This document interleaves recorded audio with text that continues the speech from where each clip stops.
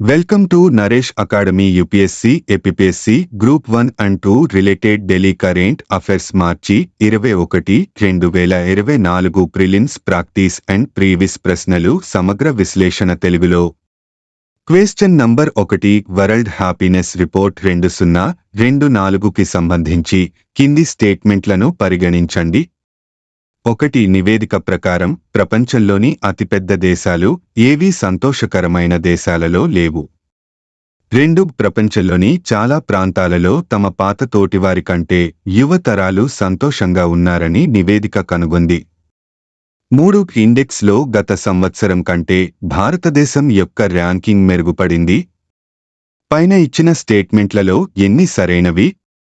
1 ఒకే ఒక్కటి, 2 కేవలం 2, 3 4 ఏదీ లేదు. సరైన సమాధానం బి. వివరణ 1 మరియు 2 స్టేట్మెంట్లు సరైనవి. వరల్డ్ హ్యాపీనెస్ రిపోర్ట్ 2024 ప్రకారం ప్రపంచంలోని అతిపెద్ద దేశాలైన చైనా, ఇండియా లేదా యునైటెడ్ స్టేట్స్ ఏవీ సంతోషకరమైన దేశాలలో లేవు. చిన్న దేశాలు, ప్రత్యేకించి ఫిన్లాండ్, డెన్మార్క్, ఐస్లాండ్ మరియు స్వీడన్ వంటి నార్డిక్ దేశాలు అగ్ర ర్యాంకింగ్స్లో ఆధిపత్యాన్ని కొనసాగిస్తున్నాయి.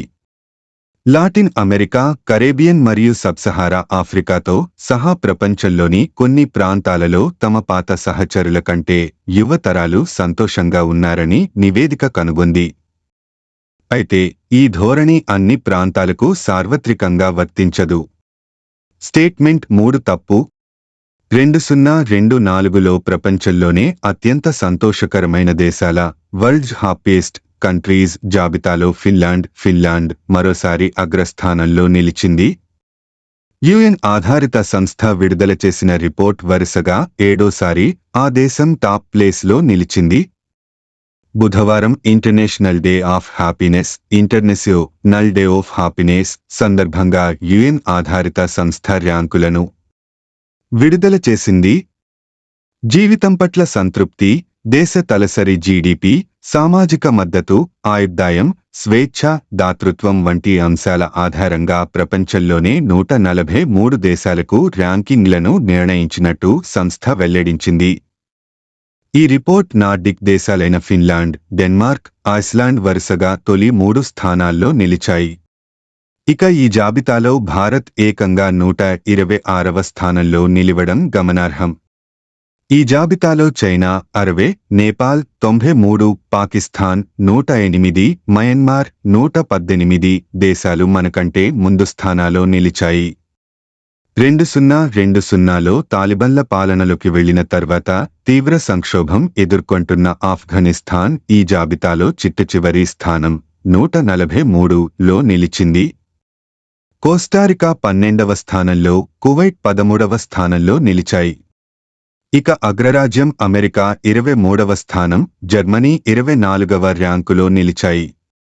టాప్ 10లో నిలిచిన దేశాలు the top 10 happiness ranking world wide: 1 Finland, 2 Denmark, 3 Iceland, 4 Sweden, 5 Israel, 6 Netherlands, 7 Norway, 8 Luxembourg, 9 Switzerland, 10 Australia. Question number 2 కిందివాటిలో ఏ ప్రకటన జెనెటిక్ రెస్క్యూను వివరిస్తుంది? 1 జన్యు వైవిధ్యాన్ని పునరుద్ధరించడానికి మరియు చిన్న, వివిక్త మరియు తరచుగా ఇన్బ్రేడ్ జనాభాలో విలుప్త ప్రమాదాలను తగ్గించడానికి రూపొందించిన ఉపశమన వ్యూహం. 2 అత్యంత అంటు వ్యాధికి చికిత్స చేయడానికి జన్యు ఔషధాన్ని అభివృద్ధి చేసే వినూత్న పద్ధతి. 3 మానవులలో జన్యుపరమైన రుగ్మత చికిత్సకు ఉపయోగించే ఔషధ రంగంలో పురోగతి. 4 మారుతున్న పర్యావరణానికి అనుగుణంగా మరియు వృద్ధి చెందడానికి వాటిని అనుకూలంగా మార్చడానికి అంతరించిపోతున్న జాతుల జన్యు అలంకరణను మార్చడం. సరైన సమాధానం 1. ప్రధానాంశాలు జన్యు రక్షణ. జెనెటిక్ రెస్క్యూ అనేది జన్యు వైవిధ్యాన్ని పునరుద్ధరించడానికి మరియు చిన్న, వివిక్త మరియు తరచుగా ఇన్బ్రేడ్ జనాభాలో విలుప్త ప్రమాదాలను తగ్గించడానికి రూపొందించబడిన ఉపశమన వ్యూహంగా పరిగణించబడుతుంది. కాబట్టి ఎంపిక 1 సరైనది. ఇది చాలా వరకు ట్రాన్స్లోకేషన్ ద్వారా అమలు చేయబడుతుంది. ఇది ఒక రకమైన డెమోగ్రాఫిక్ రెస్క్యూ మరియు టెక్నికల్ మైగ్రేషన్. దాని సంభావ్య విలుప్తతను నిరోధించడానికి వ్యక్తులను జనాభాకు చేర్చుతుంది. ఈ డెమోగ్రాఫిక్ రెస్క్యూ అనేది జెనెటిక్ రెస్క్యూ మాదిరిగానే ఉండవచ్చు. ప్రతి ఒక్కటి జనాభా పరిమాణం మరియు లేదా ఫిట్నెస్ను పెంచుతుంది. దగ్గరి సంబంధం ఉన్న వ్యక్తులు ఒకరితో ఒకరు సహజీవనం చేయడం వలన చిన్న ఒంటరి జనాభాలో సంతానోత్పత్తి జరుగుతుంది. మధ్య భారత పులుల కంటే రణతంబోర్ పులులు దాదాపు 2 రెట్లు ఎక్కువ సంతానోత్పత్తి కలిగి ఉన్నాయని 2021 అధ్యయనం కనుగొంది. మరొక జన్యు అధ్యయనం ప్రకారం రణతంబోర్లోని చాలా పులులు టియుకటారు అనే ఒకే ఒక పులి నుండి వచ్చాయి. దీనిని ప్రకృతి శాస్త్రవేత్తలకు మచలి అని కూడా పిలుస్తారు. ఈ సంతానోత్పత్తి జనాభాలో ఇన్బ్రీడింగ్ డిప్రెషన్కు కారణం కావచ్చు. ఇది జనాభా యొక్క ఫిట్నెస్లో తగ్గింపు. ఇది క్రమంగా మనుగడ, శారీరక వైకల్యాలు మరియు వంధ్యత్వానికి దారితీస్తుంది. అధిక సంతానోత్పత్తి కలిగిన రణతంబోర్ పులులకు పరిరక్షణ సరిపోదు. వాటికి జన్యుపరమైన రక్షణ అవసరం. Question number 3. అంతర్జాతీయ అటవీ దినోత్సవం 2024 థీమ్ ఏమిటి? 1. అటవీ పునరుద్ధరణ, రికవరీ మరియు శ్రేయస్సు కోసం ఒక మార్గం. 2. అడవులు మరియు స్థిరమైన ఉత్పత్తి మరియు వినియోగం. 3. అడవులు మరియు ఆరోగ్యం. 4. అడవులు మరియు ఆవిష్కరణలు, మెరుగైన ప్రపంచానికి కొత్త పరిష్కారాలు. సరైన సమాధానము 4. అడవులు మరియు ఆవిష్కరణలు, మెరుగైన ప్రపంచానికి కొత్త పరిష్కారాలు. Forests and innovation, new solutions for a better world. ప్రస్తుత భవిష్యత్తు తరాలకు ప్రయోజనం కోసం అన్ని రకాల అడవులు మరియు అడవుల వెలుపల ఉన్న చెట్ల ప్రాముఖ్యత గురించి ఈరోజు అవగాహన కల్పించడమే దీని ముఖ్య ఉద్దేశం. ఈ ఏడాది అటవీ దినోత్సవ థీమ్ అడవులు మరియు ఆవిష్కరణలు. దీనిని నవంబర్ 28, 2013న ఐక్యరాజ్యసమితి జనరల్ అసెంబ్లీ తీర్మానం ద్వారా మార్చి 21వ తేదీన ప్రకటించబడింది. ఈ అంతర్జాతీయ అటవీ దినోత్సవం మొదటిసారిగా మార్చి 21, 2013న నిర్వహించబడింది. అంతర్జాతీయ అటవీ దినోత్సవం రోజున చెట్ల పెంపకం ప్రచారాలు వంటి స్థానిక, జాతీయ మరియు అంతర్జాతీయ కార్యకలాపాలను నిర్వహించడానికి ప్రయత్నాలను చేపట్టాలని చాలా దేశాలు ప్రోత్సహించబడ్డాయి. United Nations forum of forests, food and agriculture organisation సహకారంతో ప్రభుత్వాలు, అడవులపై సహకార భాగస్వామ్యం ఇంకా అంతర్జాతీయ, ప్రాంతీయ మరియు ఉప ప్రాంతీయ సంస్థల సహకారంతో ఇలాంటి కార్యక్రమాల అమలును సులభతరం చేస్తుంది. Question number 4. ఇటీవల విడుదలైన ఐలో నివేదిక లాభాలు మరియు పేదరికం, బలవంతపు కార్మికుల ఆర్థిక శాస్త్రం గురించిన కింది ప్రకటనలను పరిగణించండి. 1. 2014 నుండి నిర్బంధ కార్మికుల నుండి అక్రమ లాభాల మొత్తం 37% పెరిగింది. 2. నిర్బంధ కార్మికుల నుండి అత్యధిక మొత్తం వార్షిక అక్రమ లాభాలను ఆఫ్రికా ఖాతాలో వేసుకుంది. పై స్టేట్మెంట్లలో ఏది సరైనది? 1. 1 మాత్రమే. 2. 2 మాత్రమే. 3. 1. 2. 2. 4 పైవేవీ కాదు. సరైన ప్రకటన 1 మాత్రమే. The report titled profits and poverty, the economics of forced labour, లాభాలు మరియు పేదరికం, ఇది ఎకనామిక్స్ ఆఫ్ ఫోర్స్డ్ లేబర్ అనే నివేదికను అంతర్జాతీయ కార్మిక సంస్థ ప్రచురించింది. ఐలో నివేదిక ప్రకారం ప్రైవేట్ ఆర్థిక వ్యవస్థలో నిర్బంధ కార్మికులు సంవత్సరానికి $236 బిలియన్ల అక్రమ లాభాలను ఆర్జిస్తున్నారు.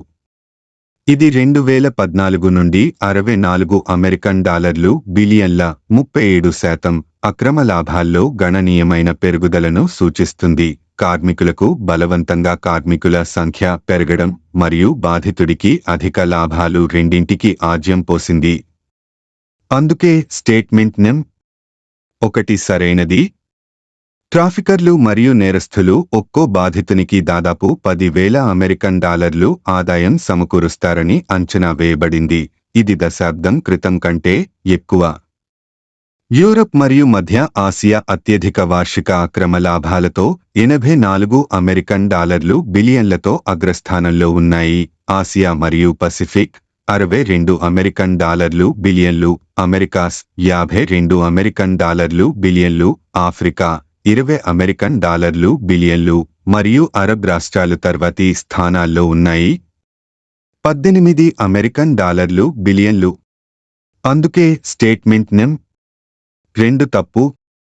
మొత్తం బాధితుల సంఖ్యలో కేవలం 27% మాత్రమే ఉన్నప్పటికీ బలవంతపు వాణిజ్య లైంగిక దోపిడీ మొత్తం అక్రమ లాభాలలో 73% వాటాను కలిగి ఉంది.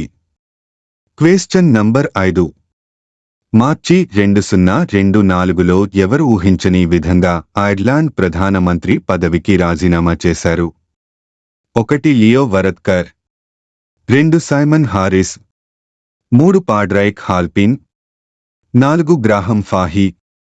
సరైన సమాధానం 1 లియో వరద్కర్. ఐర్లాండ్ ప్రధానమంత్రి లియో వరద్కర్ రాజీనామా చేశారు. వరద్కర్ తన రాజీనామాకు వ్యక్తిగత మరియు రాజకీయ కారణాలను ఉదహరించారు. సంకీర్ణ ప్రభుత్వం తిరిగి ఎన్నికయ్యేలా కొత్త నాయకుడికి మంచి అవకాశం ఉంటుందని పేర్కొంది. అతను డబ్లిన్లో ఒక వార్తా సమావేశంలో భావోద్వేగ భావాలను వ్యక్తం చేస్తూ తన నిర్ణయాన్ని ప్రకటించాడు. త్వరలోనే తన వారసుడు ఈ ప్రధానమంత్రి పదవిని చేపడతాడని కూడా వెల్లడించారు. లియో వరాద్కర్ 2017 నుంచి 2020 వరకు మధ్య, మళ్లీ డిసెంబర్ 2022 నుంచి ఐర్లాండ్ ప్రధానిగా కొనసాగుతున్నారు. ఆయన 2017 నుంచి ఫైన్ గాయల్ పార్టీకి అధ్యక్షత వహిస్తున్నారు. అతి చిన్న వయసు 38లోనే ప్రధానిగా బాధ్యతలు చేపట్టిన పరాద్కర్ దేశంలోనే తొలి స్వలింగ సంపర్కుడైన ప్రధానమంత్రిగా రికార్డు సృష్టించారు. వరాద్కర్ తండ్రిది భారత్లోని ముంబై కాగా తల్లిది ఐర్లాండ్. Question number 6. ఇటీవల విడుదలైన ప్రపంచ వాయు నాణ్యత నివేదిక 2023కి సంబంధించి కింది ప్రకటనలను పరిగణించండి. 1. ప్రపంచ మెట్రోలాజికల్ డిపార్ట్మెంట్ ఈ నివేదికను విడుదల చేసింది. 2. నివేదిక ప్రకారం భారతదేశంలో PM2.5 స్థాయిలు వార్షిక PM2.5 మార్గదర్శకం కంటే తక్కువగా ఉన్నాయి. పైన ఇచ్చిన స్టేట్మెంట్లలో ఏది సరైనది? 1 మాత్రమే, 2 మాత్రమే, 3 1 మరియు 2 4 1 లేదా 2 కాదు. సరైన సమాధానం 1 లేదా 2 కాదు. ప్రపంచ వాయు నాణ్యత నివేదిక 2023. ఐక్యూర్ అనే స్విస్ టెక్నాలజీ కంపెనీ 6వ వార్షిక ప్రపంచ వాయు నాణ్యత నివేదిక 2023ను విడుదల చేసింది. కాబట్టి స్టేట్మెంట్ 1 తప్పు. క్యూబిక్ మీటర్కు సగటున 2.5 PM2.5, గాఢత 54.4 మైక్రోగ్రాములతో భారతదేశం 3వ చెత్త గాలి నాణ్యతను కలిగి ఉంది. కాబట్టి స్టేట్మెంట్ 2 తప్పు. 134 దేశాల జాబితాను వెల్లడించిన ఈ నివేదికలో ప్రపంచవ్యాప్తంగా అత్యధిక వాయు కలుషితమైన మోస్ట్ పల్యూటెడ్ కంట్రీస్ దేశాల్లో మొదటి 10 స్థానాల్లో Bangladesh, Pakistan, India, Tajikistan, Burkina Faso, Iraq, United Arab Emirates, Nepal, Egypt, కాంగోలు ఉన్నాయి.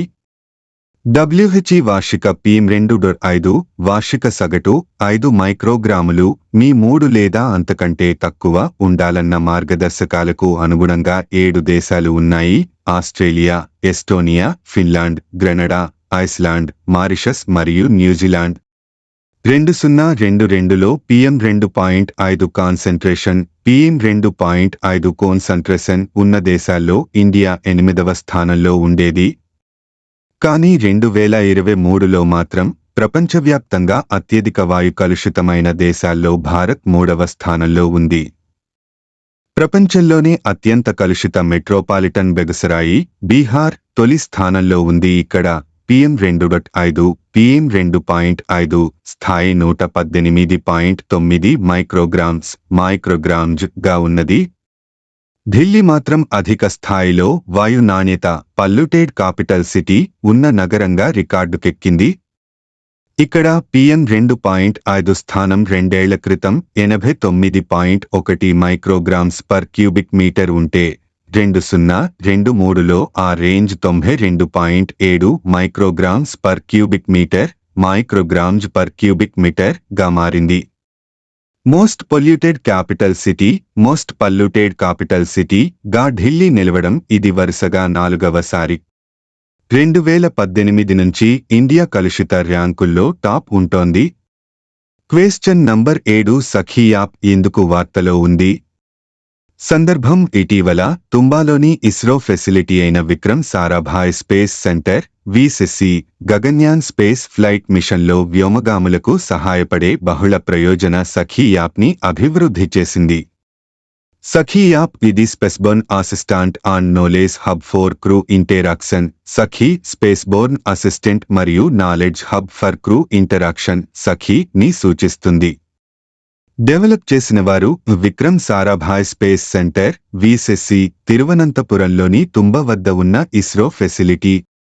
పర్పస్ మిషన్ సమయంలో ఇది గగన్యాన్ క్రూ కోసం కీలకమైన సాంకేతిక సమాచారాన్ని వెతకడం లేదా ఒకరితో ఒకరు కమ్యూనికేట్ చేయడం వంటి అనేక రకాల పనులను చేస్తుంది. వినియోగ ఆరోగ్య పర్యవేక్షణ ఇది రక్తపోటు, హృదయ స్పందన రేటు మరియు ఆక్సిజన్ సంతృప్తత వంటి కీలక పారామితులపై సమాచారాన్ని అందిస్తుంది. మిషన్ అంతటా సిబ్బంది భౌతిక స్థితికి సంబంధించిన అమూల్యమైన అంతర్దృష్టులను అందిస్తుంది. ఇది వారి హైడ్రేషన్ మరియు ఆహార షెడ్యూల్ మరియు నిద్ర విధానాల గురించి కూడా వారికి గుర్తు చేస్తుంది. కనెక్టివిటీ వాయిస్ రికార్డులు, టెక్స్ట్లు మరియు చిత్రాలతో సహా బహుళ ఫార్మాట్లలో మిషన్పై లాగ్ను నిర్వహించడానికి వ్యోమగాములు యాప్ను ఉపయోగించవచ్చు. ఇది సిబ్బందిని ఆన్బోర్డ్ కంప్యూటర్ మరియు గ్రౌండ్ బేస్డ్ స్టేషన్లతో కనెక్ట్ చేస్తుంది, అతుకులు లేని కమ్యూనికేషన్ లింకు హామీ ఇస్తుంది. సఖీ యాప్ యొక్క ప్రస్తుత స్థితి ప్రస్తుతం కస్టమ్ బిల్డ్ ని కలిగి ఉన్న హ్యాండ్ హెల్డ్ స్మార్ట్ పరికరం యొక్క ఇంజనీరింగ్ మోడల్ పరీక్షించబడింది. విమాన నమూనా అభివృద్ధి పురోగతిలో ఉంది. గగన్యాన్ మానవ అంతరిక్ష యాత్ర 2025లో దీన్ని ప్రయోగించాలని ఇస్రో భావిస్తోంది. ఇటీవల భారతదేశం గగన్యాన్ మానవ అంతరిక్ష యాత్రకు నియమించబడిన 4 వ్యోమగాముల పేర్లను ప్రకటించింది. Question number 8 exercise tiger Triumph భారతదేశానికి మరియు కింది వాటిలో ఏ దేశానికి మధ్య ఉంది? 1 UK, 2 ఫ్రాన్స్, 3 USA, 4 జపాన్. సమాధానం 3. వివరణ భారతదేశం మరియు US మధ్య ద్వైపాక్షిక triservice humanitarian assistance and disaster relief HDR అభయచర వ్యాయామం ప్రారంభోత్సవం టైగర్ ట్రయంఫ్ మార్చి 19, 2024 ఇన్స్ జలాస్వాలో జరిగింది. ఈ వ్యాయామం 2 దేశాల మధ్య బలమైన వ్యూహాత్మక భాగస్వామ్యానికి ప్రాతినిధ్యం వహిస్తుంది. బహుళజాతి హాదర్ కార్యకలాపాలను చేపట్టడంలో ఉత్తమ పద్ధతులు మరియు ప్రామాణిక ఆపరేటింగ్ విధానాలను పంచుకోండి. హార్బర్ ఫేజ్ కసరత్తు విశాఖపట్నంలో 18 నుండి మార్చి 25, 1924 వరకు నిర్వహించబడుతోంది. అస్ మెరైన్ కార్ప్స్ మరియు అస్ ఆర్మీ దళాలతో అస్ నేవీ షిప్లచే అస్ ప్రాతినిధ్యం వహిస్తుంది. 2 దేశాల బలగాల మధ్య వేగవంతమైన మరియు సజావుగా సమన్వయాన్ని ప్రారంభించడానికి, హాదర్ కార్యకలాపాలను నిర్వహించడానికి మరియు ప్రామాణిక ఆపరేటింగ్ విధానాలను సోప్స్ మెరుగుపరచడానికి పరస్పర చర్యను అభివృద్ధి చేయడం ఈ వ్యాయామం లక్ష్యం. హార్బర్ దశలో శిక్షణ సందర్శనలు, విషయ నిపుణుల మార్పిడి, క్రీడలు మరియు సామాజిక పరస్పర చర్యలలో 2 నౌకాదళాల సిబ్బంది పాల్గొంటారు. నౌకాశ్రయం దశ పూర్తయిన తర్వాత నౌకలు దళాలతో బయలుదేరి సముద్ర దశకు ప్రయాణించి సముద్ర, అభయచర మరియు హాదర్ కార్యకలాపాలను చేపట్టాయి. క్వశ్చన్ నంబర్ 9 కింది ప్రకటనలను పరిగణించండి. కేంద్ర ప్రభుత్వం ఒక ప్రాంతాన్ని కమ్యూనిటీ రిజర్వ్గా నోటిఫై చేసిన తర్వాత 1 రాష్ట్రం యొక్క చీఫ్ వైల్డ్ లైఫ్ వార్డెన్ అటువంటి అడవికి పాలక అధికారి అవుతాడు.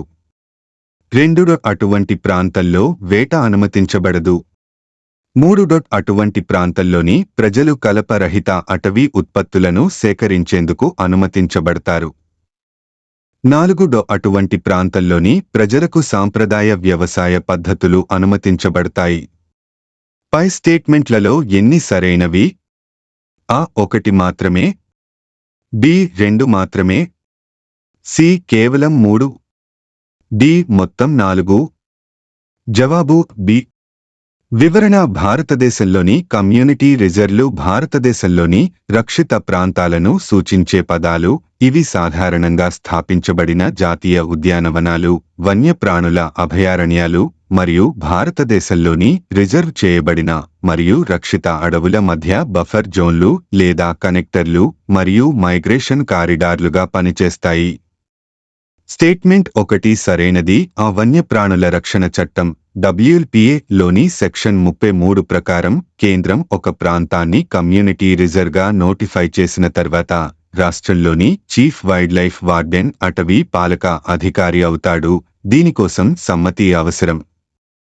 ప్రాంతానికి సంబంధించిన అన్ని నిర్ణయాలు. ప్రకటన 2 సరైనది. ఒక అడవిని కమ్యూనిటీ రిజర్వ్గా మార్చిన తర్వాత అక్కడ ప్రజలు వేటాడేందుకు అనుమతించబడరు, కాబట్టి కమ్యూనిటీ రిజర్వ్లలో వేట నిషేధించబడింది. ప్రకటనలు 3 సరైనది మరియు 4 తప్పు. కమ్యూనిటీ రిజర్వ్ల ప్రజలు కలపయేతర అటవీ ఉత్పత్తులను సేకరించడానికి అనుమతించబడతారు మరియు ఆ వ్యక్తులు షిఫ్టింగ్, జూమ్ సాగు వంటి సాంప్రదాయ వ్యవసాయ పద్ధతుల కోసం కమ్యూనిటీ నిల్వలను ఉపయోగించడానికి అనుమతించబడరు. క్వశ్చన్ నంబర్ 10 పుష్యమిత్ర శుంగుని కాలంలోని గ్రీకు, యవన దండయాత్రకు సంబంధించిన వివరం దీనిలో లభిస్తుంది. 1. గార్గి సంహిత. 2. పతంజలి మహాభాష్య. 3. కాళిదాసు మాళవికాగ్నిమిత్ర. 4. విశాఖదత్త ముద్రరాక్షస. దిగువ ఇవ్వబడిన కోడ్లను ఉపయోగించి సరైన సమాధానాన్ని ఎంచుకోండి. జవాబు 1, 2 మరియు 3.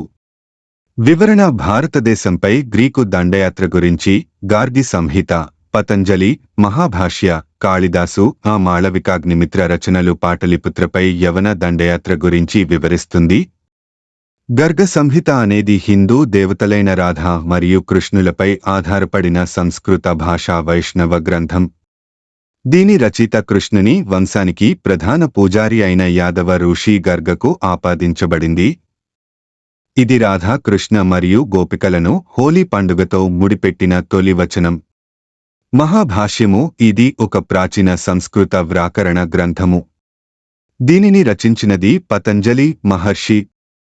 పాణినీయ వ్యాకరణము పై అన్నిటికంటే మహత్వపూర్ణ కృతి పతంజలి రచించిన మహాభాష్యము. దీని భాష అత్యంత సరళ, సరస, స్వాభావికమైనది. పతంజలి శుంగవంశ మహారాజైన పుష్యమిత్రుని సమకాలికుడు. మాళవికాగ్నిమిత్రము మహాకవి కాళిదాసు విరచిత సంస్కృత నాటకము. ఇది కాళిదాసు యొక్క మొట్టమొదటి నాటక రచన. ఈ నాటకములోని ప్రధాన పాత్రలు మాళవిక, అగ్నిమిత్రుడు. ఈ నాటకము ప్రధానముగా విదిశ నగరాధిపతి శుంగవంశపు రాజైన అగ్నిమిత్రుడు, అతని రాణి యొక్క ప్రధాన దాసి చెలికత్తె అయిన మాళవికల ప్రేమను అంశముగా తీసుకొని రచింపబడినది. ముద్రారాక్షసం విశాఖదత్తుడు రచించిన సంస్కృత చారిత్రక నాటకం. భారతదేశ చక్రవర్తిగా చంద్రగుప్త మౌర్యుడు రాజ్యం చేపట్టాక జరిగిన రాజకీయపు ఎత్తుగడలను, పరిణామాలను నాటకం చిత్రీకరించింది. నందవంశాన్ని చాణక్యుని నీతి చతురత సహాయంతో నిర్మూలించి చంద్రగుప్తుడు పాటలిపుత్రాన్ని పరిపాలిస్తున్న నేపథ్యంలో నాటకం ప్రారంభం అవుతుంది. కాబట్టి ఇది తప్పు. Thank you for watching this video. Please subscribe my YouTube channel @Naresh Academy 5509. Have a nice day.